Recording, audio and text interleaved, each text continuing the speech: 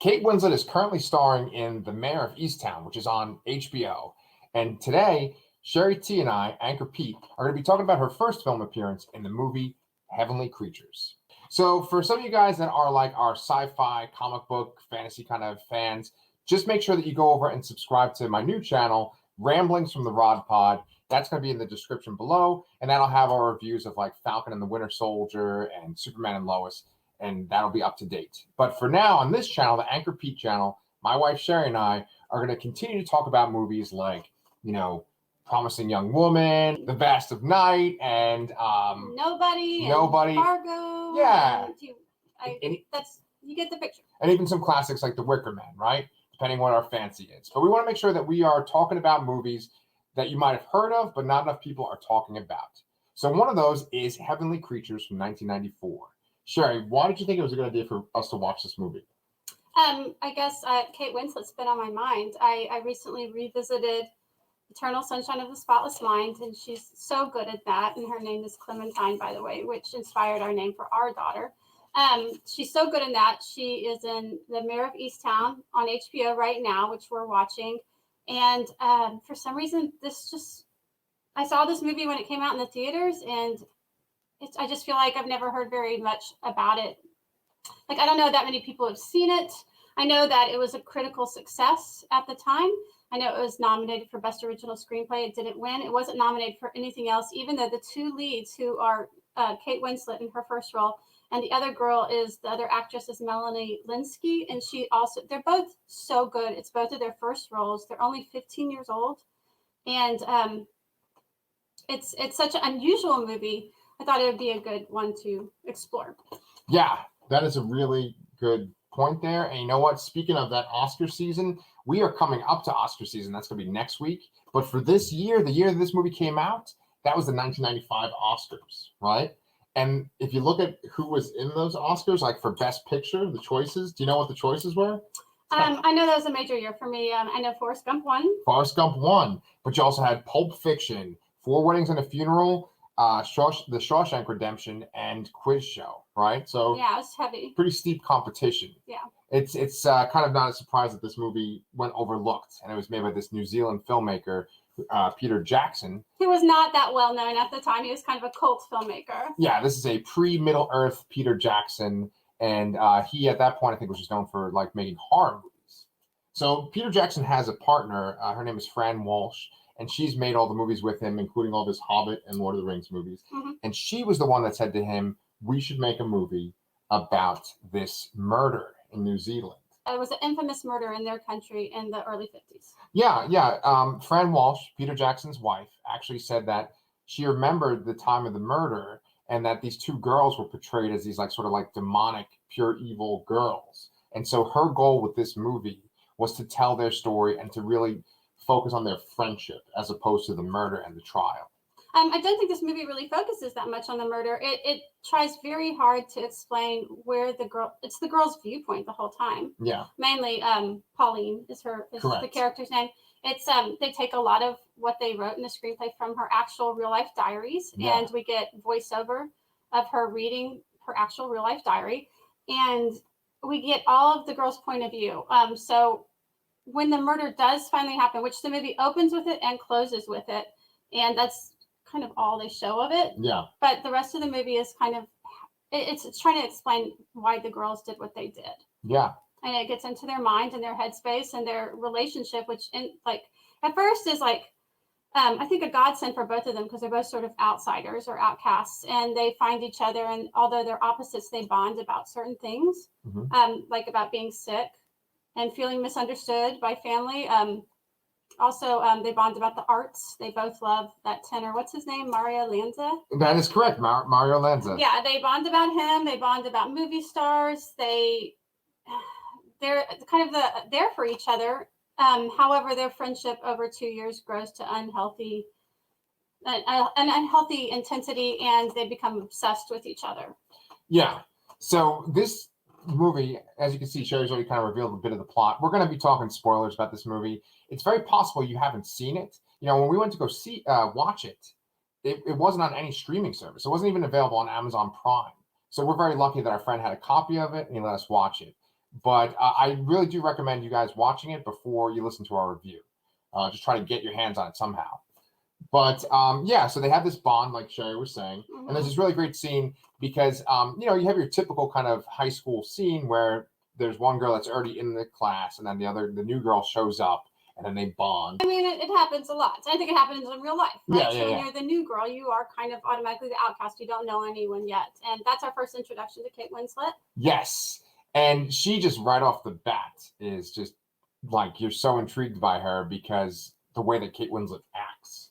Yeah, her character is very confident, really intelligent for a 15-year-old, really confident, right? I want to stress that because she's able to, like, when the teacher makes a mistake, she confidently informs the teacher that that's wrong and it's okay. I sucked at that at first too, and I got better. I got the hang of it, and the teacher's really irritated by her. But man, she's just a star right off the bat. She walks in and commands the screen, right? She's very intense. Like she seems like very like wound up whenever she's talking, like she's super excited, as if she just drank like a lot of Coke or something. The whole movie. Movie. It's like on drugs. Yes. The interaction between the two characters. But what I was going to say to you, Shari, is that I kind of remember feeling like this in high school and junior high, because I always felt like I was an outsider. I always felt like I was a weirdo. And so in this movie, you have these sort of awkward girls that their connection is writing too. And we'll go into that in a little bit. But they have this like super strong bond. And I think like it's so cool when you have that connection with someone and you feel like you're the only two like that. Yeah. And that is how they feel. They make jokes about how they feel sorry for people who can't understand their genius. And they bond really quickly too. All of this happens within the space of 2 years, which isn't that long in the grand scheme of things, right? Yeah. But maybe for adolescent, that's a really long time. I remember feeling this way too, and the phrase "high on life" went through my mind when we were watching this movie, because that is what they are. They are not on drugs. They are not drinking. They are just like thrilled to be out in the world and to have found each other. Yeah. I mean, their portrayal, because essentially they carry this whole movie. There's two aspects to this movie, right? There's their incredible acting, and then there's Peter Jackson's directing. And as someone that has loved his Lord of the Rings movies, and I love King Kong. I think you do too, right? Oh yeah, I really do. His version of Kong. I didn't see Lovely Bones though. Did you see that one? No, I read the book, and I just heard, and the book's really wonderful. But I heard the movie kind of like mucks it up, so I avoided it. But I mean, in each of these movies, I haven't actually seen any of his horror movies, which that's probably bad considering I have a horror channel. But well, now you have. This is I think you could put Heavenly Creatures in horror. Yeah, maybe, yeah. Character study. It's a thriller or something, It's something. Well, that's what I was going to say. Is this movie is so different. It's kind of hard to connect it to any other kind of movie, because yes, there's a murder and there's that sort of like that idea of like innocence gone wrong. But so much of this movie is just their sort of over the top kind of lunacy of being together. Yeah, that's so much of it. And Peter Jackson.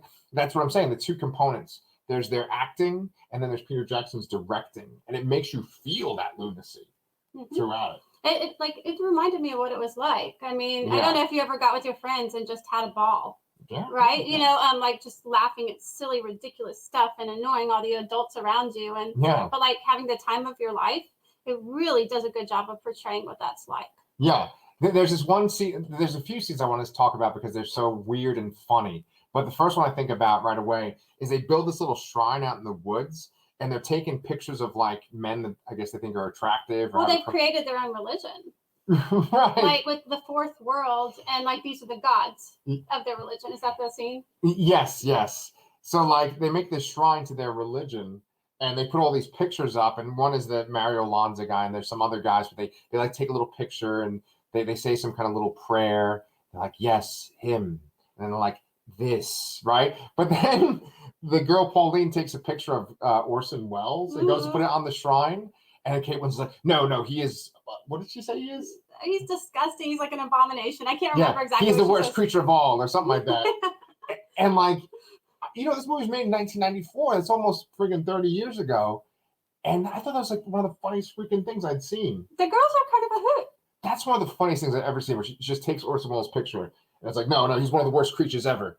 I really like the directing that moment. I don't know that it really adds up to anything, but they throw his picture in the water and then the camera follows the picture floating down the stream and going down a waterfall.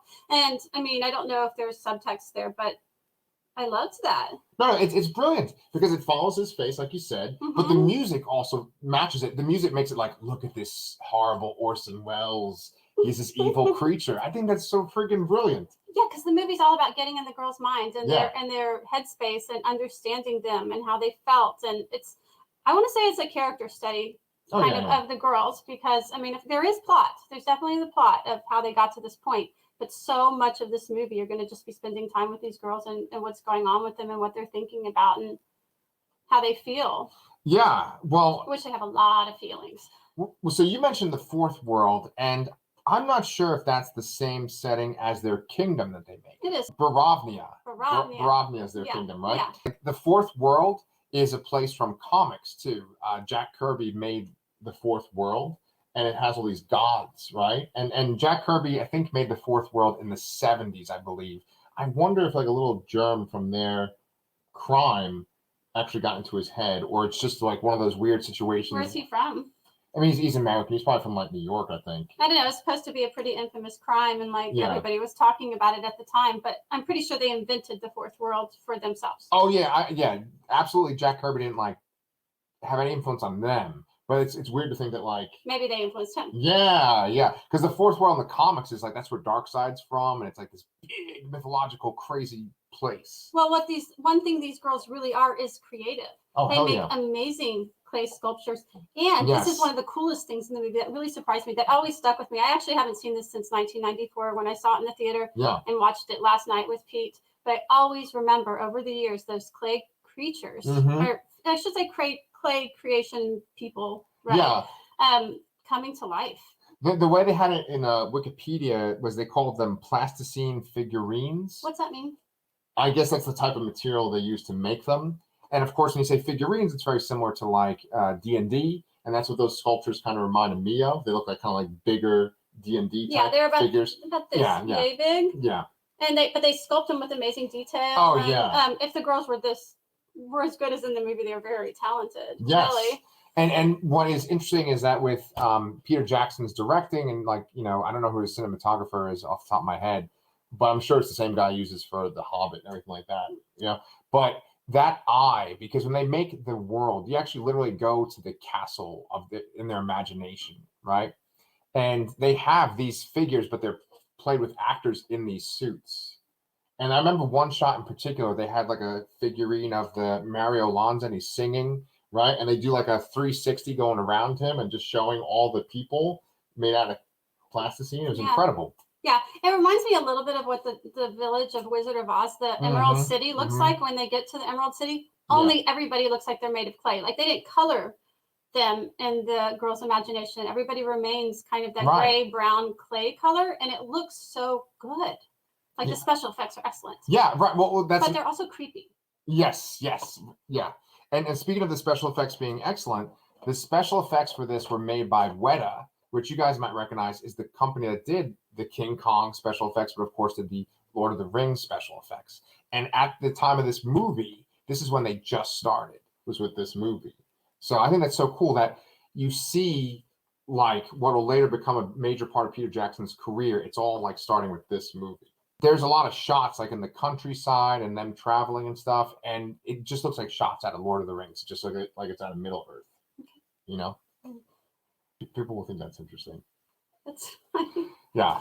Kate Winslet and Melanie Lynskey are the main characters in this movie, and they pretty much are the entire film. But there's also a supporting cast made up of their families, right?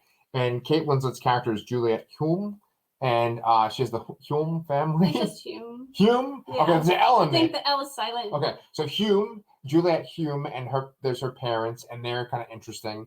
And then you have her character, Pauline Parker, and then you have her parents, right? And so since we're talking spoilers, Pauline's mom is the one that's murdered. And what did you think about the mom all the way up until the murder? I think she is a parent who's trying. She is not a perfect mom, but I think she does love her daughter. But she does things that I think Well, the reason they decide to kill her mom is because the mom kind of has a small-minded view of what her daughter's life can be. Like when there's a couple of scenes that give you this idea. Pauline has written stories with her best friend and created this whole world, which I think is like a wonderfully creative story they've come up with. And the mom like kind of trashes it. She's like, "You ever think this is going to amount to anything? Your grades are slipping. How are you ever going to get into a good school?" And the daughter's like, "Well, I'm going to be a writer. I'm going to Hollywood." And she's like, "It's ridiculous." So she doesn't really, her life, I think the mom's life has been kind of limited. I'm not sure what she does. They have a boarding house where boarders stay. So she does a lot of housework and serving breakfast and things like that. And I think she probably sees a similar future for her daughter. And so when the daughter has bigger ideas, bigger dreams, wants to be an artist of some type, the mom just isn't supportive. However, I do think she loves her daughter. Yeah. It's sad because this movie does a lot of juxtaposing, right? It has her, Pauline's diary entries are being said, like it's the narration of the film, right? But then you'll get cuts to her mom, and she'll be saying kind of nasty things about her mom, but then you'll see imagery of her mom being like smiling and nice to her. Yeah, the mom tries to get along with her because her daughter increasingly grows distant and then hostile towards her mother. And you can see how, I'm a mom, so I understand how hard this must feel to have your daughter hating you and you're not even sure why. Oh, and let's not forget the biggest parenting mistake in this movie, probably by the mom, which is fearing her daughter is a lesbian, taking her to a psychologist and condemning her for that. Yeah. So that becomes a major issue toward, like, in the second act of the movie, where Juliet, Kate Winslet's dad, he starts to suspect that there's something going on between the two daughters and that they might be lesbians, or it might lead to them being lesbians. Now, in the 1950s, in New Zealand, that is a major deal, right? Even in the 1990s, it's considered mental illness back then. Yeah. It's like it's not good, and I think in the press they were portrayed as like insane psycho lesbians. Yeah, which was like a really bad title. And although in the film they only show one actual sexual encounter between the girls, and the girls even do it in a way where they pretend to be characters from their own kingdom. They actually call each other by the names of the characters. Yeah. And so when they finally do have a sex scene, yes, it's only them two in the bed, but they're pretending to be characters from their own story. So to me, I'm not sure if I would say they were lesbians. Yes, they take baths together. Yes, they take off their clothes together. But for most of the film, it's not sexual. And in fact, in real life, the two girls, which we haven't gone into what happens to these two women. Oh, yes. The two girls have denied that it was a sexual relationship. Oh, really? Mm-hmm. Okay, that's interesting. One thing that Peter Jackson and Fran Walsh did was they did a nationwide search to find people that knew Juliet and Pauline to get the true story about that. Mm-hmm. And so you don't just have her, narration, and you're not just going off of her journal. You're also going about from the accounts of her former classmates and family members and things like that. Yeah, and the classmates said they were afraid of them, like their intense relationship. They found like kind of creepy. Oh, okay, interesting. The press, I think, made it like they were lesbians then, right? Yes, because they were so close. However, what I think has been more explored more, of course, since the 50s, is the relationship between young girls, how it can be.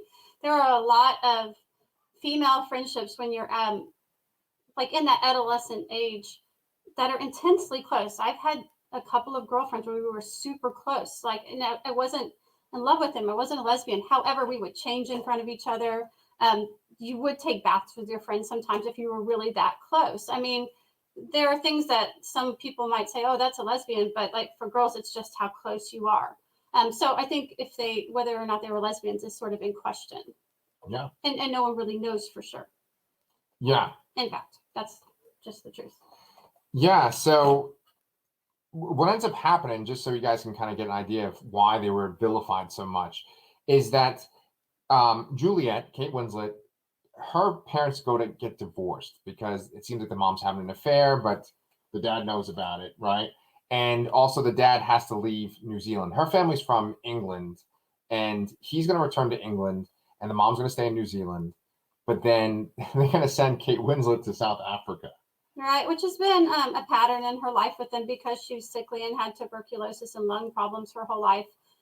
They have handled it by sending her to warm climates, but not accompanying her. Yeah. So she has a fear of abandonment. Yeah. And they just dump her basically for like months at a time in some kind of like tuberculosis ward. And you see a little bit of like Peter Jackson's horror roots in this when they have the tuberculosis ward, because there's people just like coughing up blood into bowls and stuff. It's pretty disturbing. Even Kate Winslet coughs up blood a couple of times in the movie into things. Yeah, I always remembered that too. Yeah. Kind of scene. Yeah, and so because she's going to be gone, she's going to be in South Africa. Pauline wants to go be with her, and she's not allowed to because her parents won't get a passport for her. So that's when they come to this. Which is reasonable. How many parents of a 15-year-old girl are going to let her go off to another country to live with her friend? Yeah. You know, they love their daughter. They want her to live with them. Right. And so the girls come up with the conclusion that they have to kill Pauline's mom because she's essentially the biggest obstacle. Yeah. And like that may not sound like a normal leap of logic, but this movie shows you how they came to that conclusion. And it's really good at that. Yeah. Because to me, I'm like, it's not just your mom's fault. What about Kate Winslet's parents who are moving her there? You know, when I get mad at them. But in this movie, Kate Winslet's parents are kind of like this.